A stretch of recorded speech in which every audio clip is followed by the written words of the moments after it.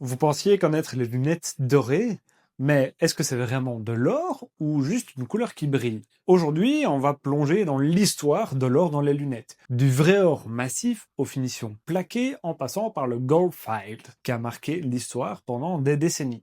Si on utilise de l'or, ce n'est pas juste pour le côté luxe. C'est un métal qui résiste à l'oxydation, qui garde son éclat et qui, dès le 19e siècle, a été choisi pour fabriquer des montures à la fois durables et élégantes. Vers 1900, les montures fines en or, qu'elles soient 10, 12 ou 14 carats, dominaient le marché, surtout pour les pince-nez ou les lunettes Windsor. On y trouvait de tout, de l'or massif pour les pièces haut de gamme, du plaqué pour les modèles plus durables et un procédé intermédiaire qui allait devenir une référence, le gold filet, ou en français le doublé or laminé. L'or massif, c'est un vrai alliage, souvent en 10 ou 14 carats sur les anciennes et plus rarement en 18 carats. Les poinçons se cachent souvent sous le pont ou près des charnières. Aujourd'hui, l'or 18 carats revient dans le très haut de gamme. Lindbergh, avec sa collection Precious, façonnée à la main, Lotos,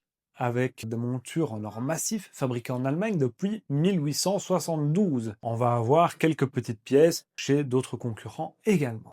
Dans ces collections, l'or est parfois blanc, rose, jaune, serti de pierre, mais dans tous les cas, il est pensé pour être à la fois hypoallergénique et solide pour rapport au quotidien. Le doublé or, ou Goldfield, lui a été la star de l'optique américaine dès le début du XXe siècle. Un marquage 1 sur 10, 12K GF, signifie qu'un dixième du poids total vient d'une couche d'or de 12 carats mécano-laminée sur un métal de base, et c'est bien plus résistant qu'un simple plaqué. De 1910 à 1940, on a deux gros concurrents, American Optical et Shuron Optical, qui produisent en masse. Et aujourd'hui encore, beaucoup de pièces vintage ont conservé un éclat incroyable grâce à ce procédé. Le plaqué or, c'est une fine couche déposée par électrolyse, c'est plus économique et déjà répandu à la belle époque, mais avec une usure quand même plus rapide, qui laisse apparaître le métal de base en dessous.